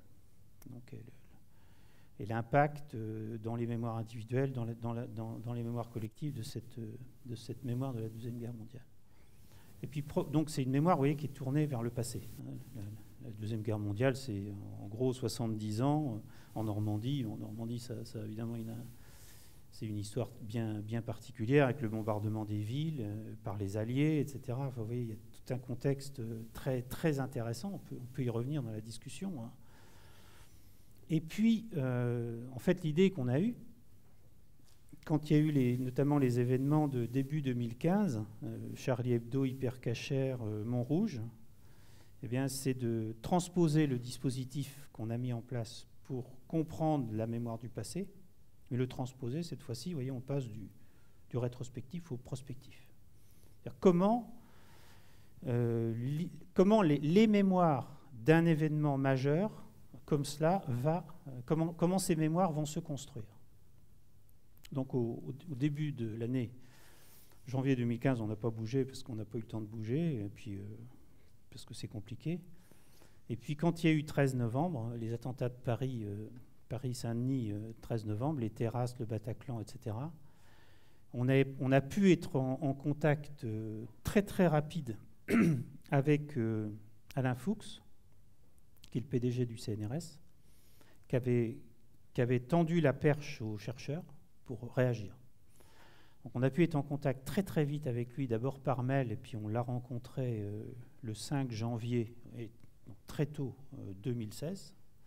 Ensuite, on a rencontré le PDG de l'INSERM, Yves Lévy, et puis très vite, c'est allé très vite, quoi. Et donc on a pu mettre en place ce dispositif, donc je pourrais vous reparler, Mais si on n'a pas le temps de développer, parce que c'est quand même assez long de tout vous expliquer sur ce programme, parce que c'est un programme extrêmement lourd, qui vise donc à essayer de comprendre à la fois les mémoires individuelles, y compris des victimes des attentats du 13 novembre, avec des examens du cerveau, etc. Vous voyez, des choses extrêmement complexes, mais également différents indicateurs de la mémoire collective. Le but étant, c'est ce que je vous disais au tout début de mon exposé, de comprendre l'adéquation ou au contraire le manque de synergie entre la construction de ces mémoires individuelles et la construction de la mémoire collective. Là, on a un dispositif qui est mis en place pour 10 ans. On a un suivi pendant 10 ans, plus 2 ans d'analyse sur ce programme 13 novembre. Donc si je ne pourrais pas répondre à toutes les questions, même s'il y en a, allez voir Mémoire 13 novembre. Il y a un site qui est pas trop mal fait. Enfin, j'espère que vous trouverez, en tout cas, vous trouverez beaucoup d'informations, des articles de journaux, la description par le CNRS, l'INSERM, qu'on fait une communication de qualité, et vous verrez un peu de quoi ça retourne. Voilà, puis ça c'est Chemin de la mémoire, c'est le livre qu'on avait fait avec Béatrice, ma collègue Béatrice Desgranges, et puis qui est préfacé par Endel Tolwing. Voilà. Et puis ça c'est toute l'équipe sous le soleil de Normandie, voilà, qui vous salue. Voilà, merci beaucoup.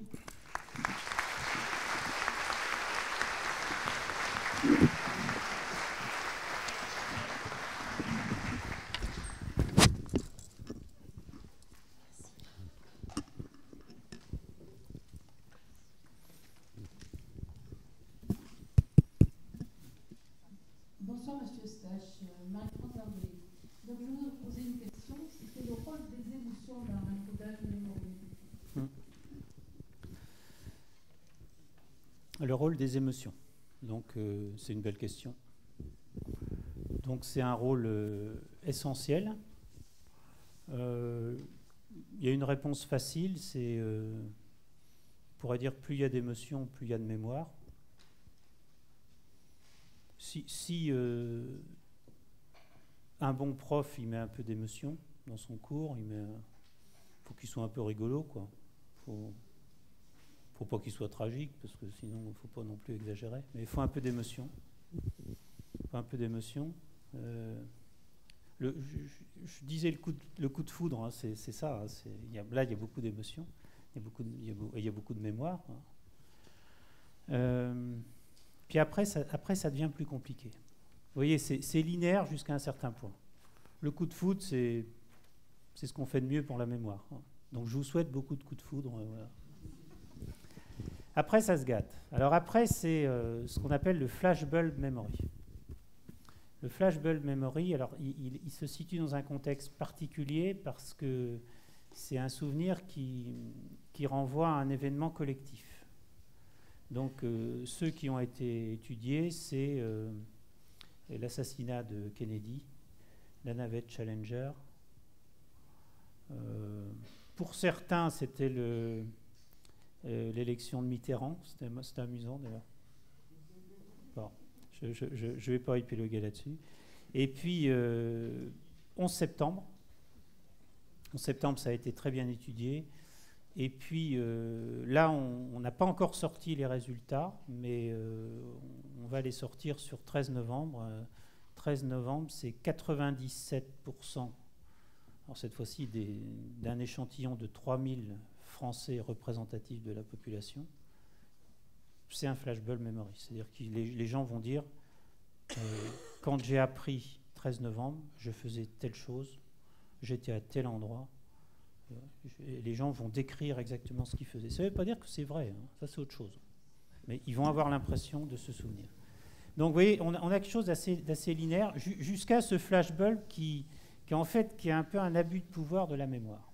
Parce que c'est parce qu'on est sûr de ce qu'on faisait qu'on croit se souvenir de choses réelles, alors que ce n'est pas vrai. En fait, on peut avoir aussi des distorsions de la mémoire. Et puis après, je vous ai répondu tout à l'heure. Après, c'est le souvenir traumatique. Le souvenir traumatique, on est dans une situation d'émotion extrême. Et là, on a une distorsion dans la prise d'information.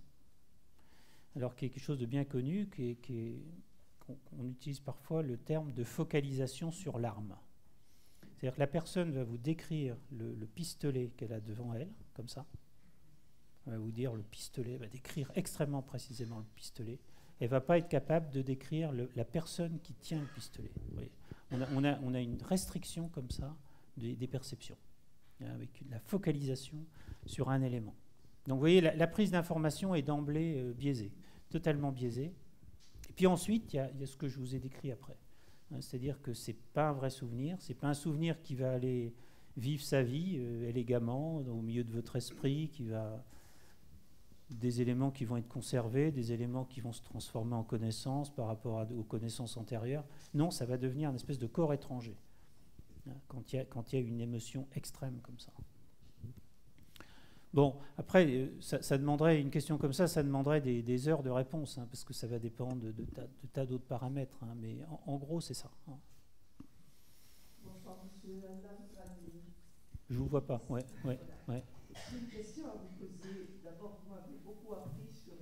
j'ai eu une méningite à 12 ans et demi. Et je n'ai aucun souvenir d'enfance avant. Vous m'avez appris la façon dont j'ai récupéré au niveau du langage, au niveau de pas mal de choses.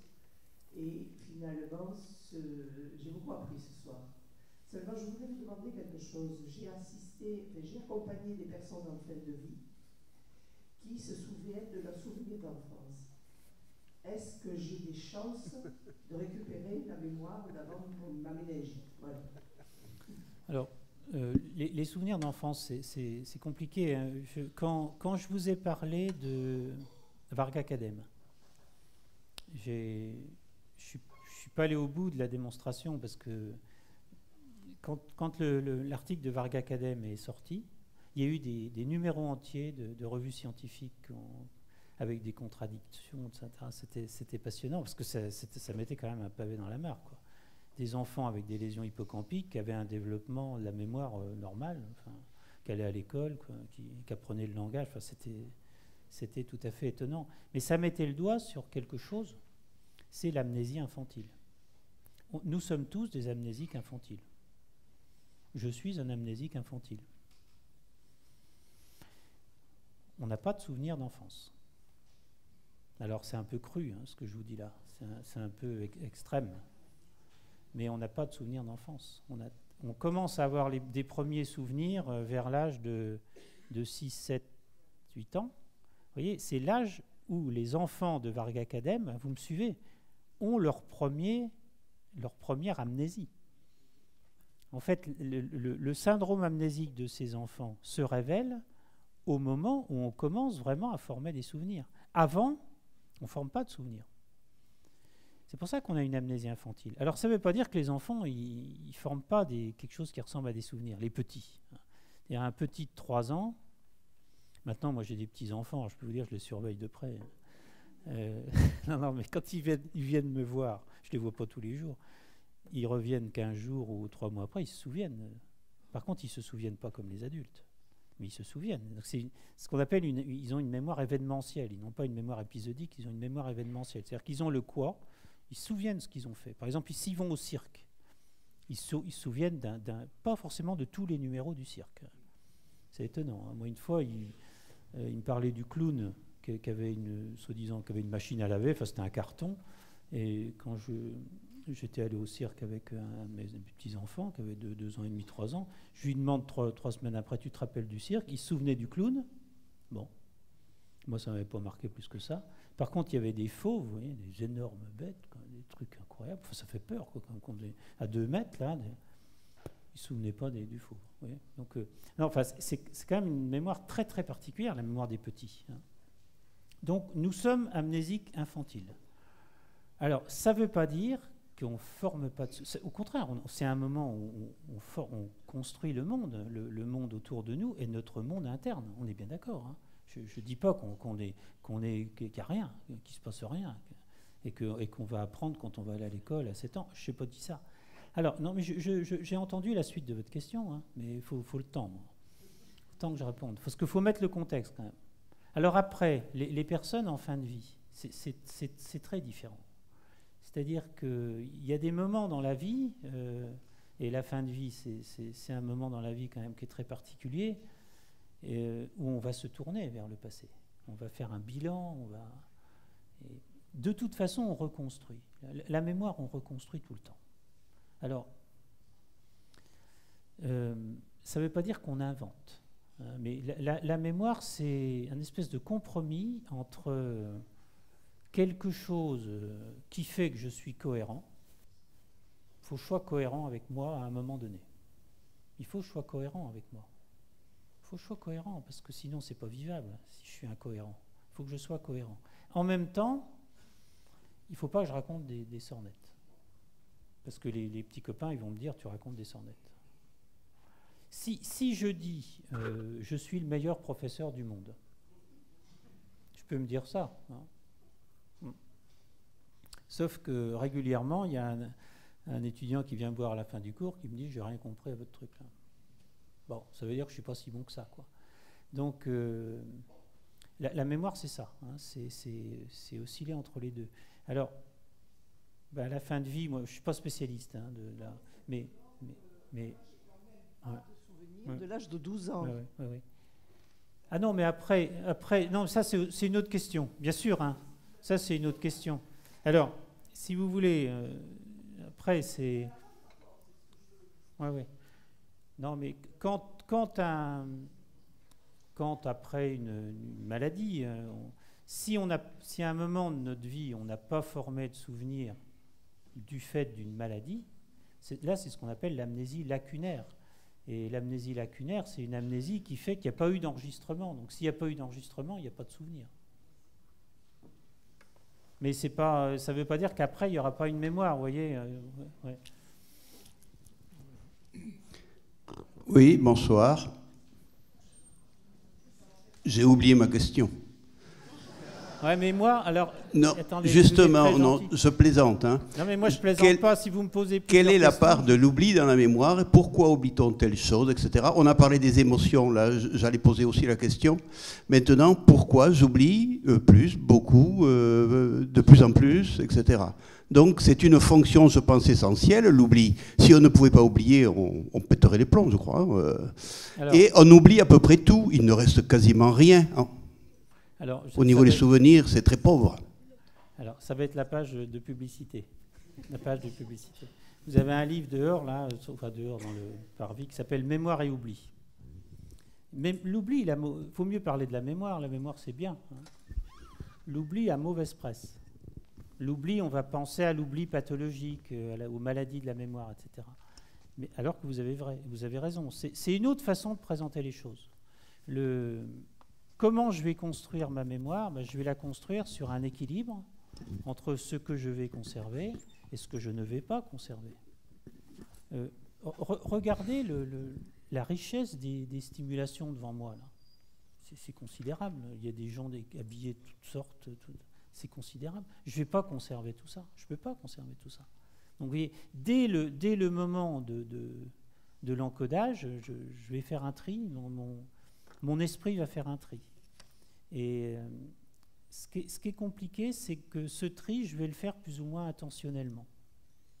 C'est ça qui est un peu fascinant dans la mémoire. Il y a des choses que je vais choisir, je vais dire « Ah oui, ça m'intéresse ». C'est des choses qu'on dit, ça m'intéresse. Donc je vais plutôt conserver ce qui m'intéresse. Mais en fait, comment ça va se passer ? Il y a certes ce que j'encode, mais après, je vais récupérer ces informations-là des fois des années après. Donc, qu'est-ce qui va se passer pendant tout ce temps ? Pendant tout ce temps, mon esprit va fonctionner. On ne sait pas tout là-dessus, hein, parce que là, c'est très compliqué. Hein, et c'est beaucoup plus difficile à étudier que des conditions d'encodage où on met des mots avec de l'émotion, pas d'émotion. C'est très compliqué parce que c'est très long. Et puis, il y a quelque chose quand même qui est troublant, c'est que le moment où on va consolider, hein, si ce terme a du sens, mais en fait, c'est un moment où on n'est pas conscient. C'est le sommeil. Donc on sait que si on perturbe le sommeil, là, c'est dramatique. Si on perturbe le sommeil, on perturbe la consolidation. Donc ce qui veut dire que voyez, ce qu'on choisit pas, donc ce qu'on conserve et ce qu'on oublie, ça se passe en particulier à un moment où on n'a pas conscience ou peu conscience.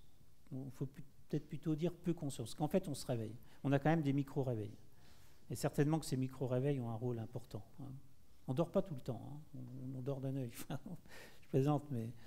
Donc, non, votre question, elle est essentielle.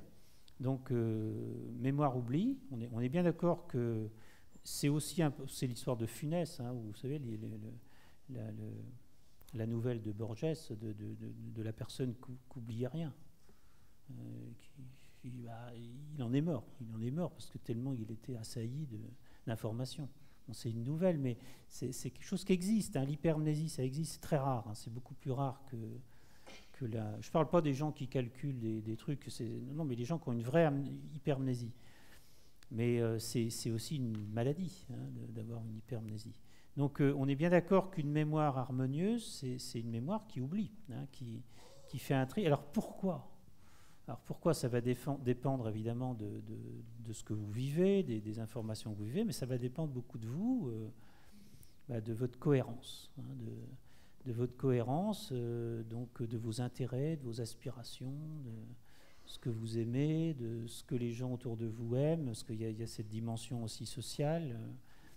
Ça va dépendre de tout ça. Et si tout va bien, c'est-à-dire que si vous êtes en bonne santé, si vous êtes dans un environnement à la fois riche sur le plan intellectuel, sécurisant, etc., vous allez avoir plutôt une bonne mémoire. Il y a plein d'autres ingrédients, hein, mais de façon générale.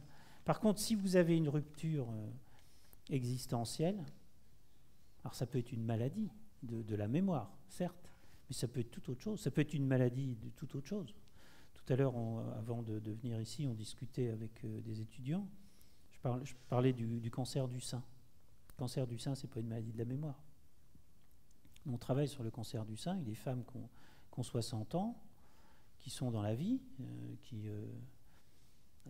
ont une profession ou qui ont une insertion sociale importante, enfin, une implication sociale.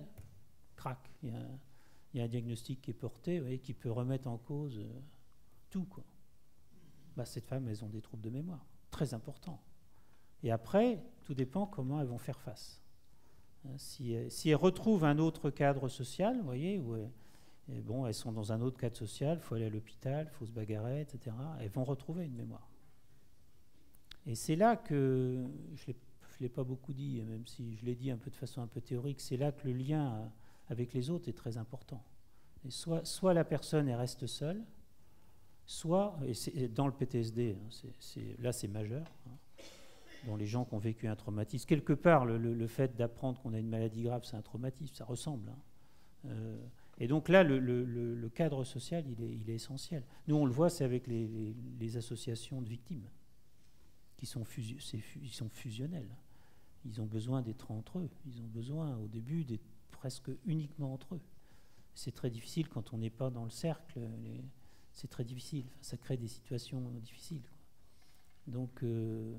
Donc c'est ça, mémoire et oubli. Vous voyez, mémoire et oubli, c'est pas seulement dans notre tête, hein, c'est aussi en lien avec les autres. Et c'est très important quand, dans des situations comme les situations qu'on vit aujourd'hui, avec les attentats quand même, qui touchent quand même beaucoup de gens. Hein. Il n'y a pas que le 13 novembre, malheureusement, il y a beaucoup d'autres situations.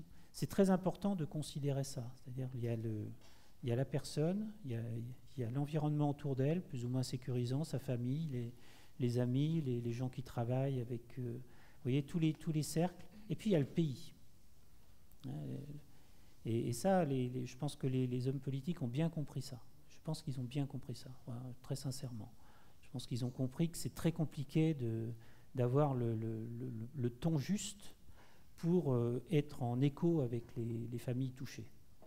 Mais que c'est une vraie préoccupation. Enfin, moi, j'ai eu des discussions et avec Denis Péchanski aussi, on a eu des discussions très intéressantes avec des décideurs politiques qui ont été vraiment sur les premiers lieux des attentats et comment il faut faire pour être en résonance avec les personnes.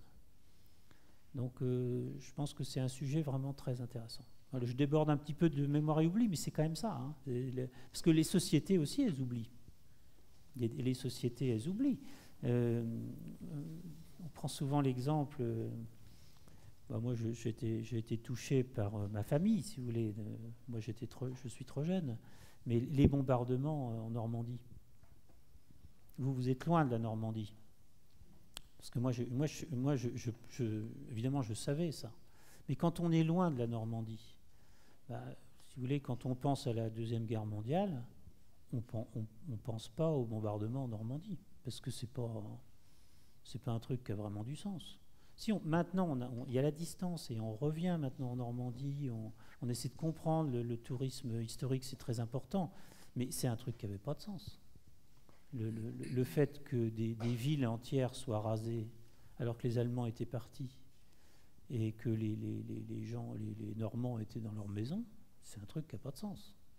Si on avait été bombardé par les Allemands, d'accord, ça aurait du sens, vous voyez, mais là, ça n'a pas de sens. Donc on ne retient pas ça. La mémoire collective ne retient pas ça. Par contre, celui qui était à côté, qui a vu sa famille anéantie, lui, il se souvient. Donc il se souvient dans sa mémoire personnelle que sa famille a été anéantie. Par contre, il est pris dans une mémoire collective qui va annihiler ce type de souvenir collectif, vous voyez, mais qui va mettre l'accent sur autre chose. Parce qu'il y a des aspects de la mémoire collective qui sont plus vitalisants pour reconstruire le pays. Donc ça, ces mécanismes-là, c'est extrêmement intéressant, parce que ça donne une grille de lecture potentiellement de la psychopathologie, mais y compris dans des maladies qui sont très éloignées des maladies psychiatriques. Oui, bonsoir monsieur. Savez-vous si l'enfant qui était en état d'anoxie à la naissance a pu apprendre à lire? Nos problèmes. Ces enfants-là n'ont pas sauf s'il y a des pathologies associées, mais ces enfants apprennent à lire, à écrire, à compter. Ouais. La réponse est catégorique, parce que là, je ne vous ai pas montré tous les examens, mais ça a été fait. Hein. Et il y en a eu beaucoup d'autres depuis. D'ailleurs, c'est curieux, parce que c'est une pathologie qui existe, et elle a été décrite relativement récemment. C'est curieux, parce qu'on ne s'intéressait pas à la mémoire de l'enfant. C'est bizarre. Bonsoir, monsieur. Question. On prend une dernière question.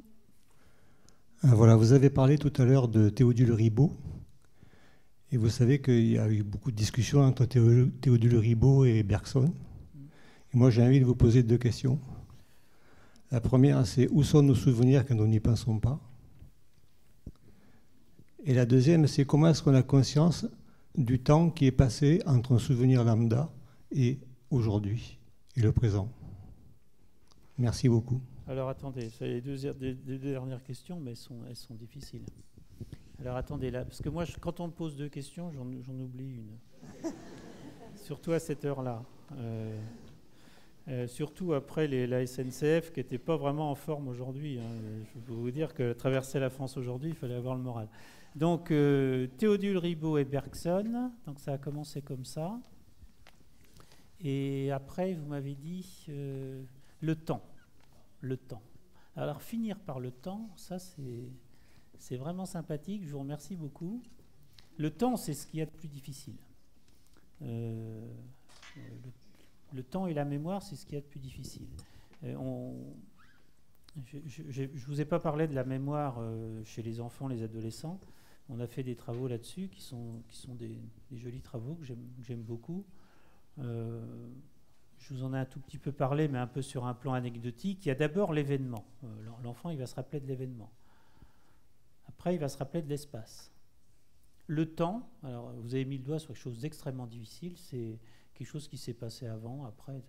Pour nous, adultes, ça nous paraît... ça va de soi, quoi.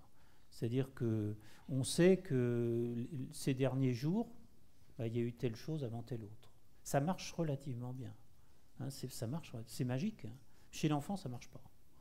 C'est très, très, très, très, très difficile. Et puis après, il y a ce que j'ai appelé l'impression de revivre l'événement. Et ça ne va pas forcément de soi chez l'enfant.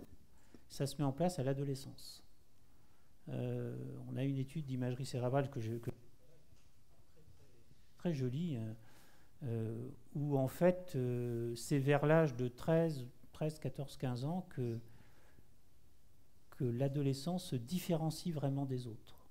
C'est-à-dire que soi et l'autre, faire référence à soi ou faire référence à l'autre, c'est quelque chose. C'est pour ça qu'il est très fusionnel aussi avec ses copains, l'adolescent. Il est dans sa bande de copains. Et puis à ce moment-là, il va devenir soit différent des autres. Donc vous voyez, ce sont des mécanismes complexes. Le temps, c'est vraiment un mécanisme extrêmement complexe. Et chez les amnésiques, je vous ai dit, les amnésiques ont la notion de temps. Ils savent, j'ai envie de dire, intellectuellement et mathématiquement ce qu'est le temps. La notion d'avant, après, tous les algorithmes, tout ça, qu'ici, il y a des articles qui sont faits avec Tolving, ce sont des discussions avec Kissy maîtrise tout ça. Par contre, dès qu'il faut aller dans le temps, dès que lui doit aller dans le temps, il ne peut pas aller dans le temps. Et puis la question sur Bergson, je l'ai oublié. Ribot, Bergson, je ne connais pas le détail. J'ai beaucoup d'admiration pour l'un comme pour l'autre. Matière et mémoire, c'est le livre de Bergson, c'est pour moi le plus beau livre écrit sur la mémoire, mais les liens entre les deux, je ne connais pas. Je ne connais pas, non. Je suis désolé. Professeur, le temps est une donnée complexe, le temps est aussi une donnée relative. Nous avons passé avec vous 2 heures qui ont passé extrêmement rapidement. Merci beaucoup pour ce bel exposé sur la mémoire. Je vous remercie d'avoir passé la soirée avec nous et puis je vous invite à peut-être poursuivre les réflexions sur la mémoire avec la séance de dédicace avec la librairie Sourams. Bonsoir. Merci beaucoup.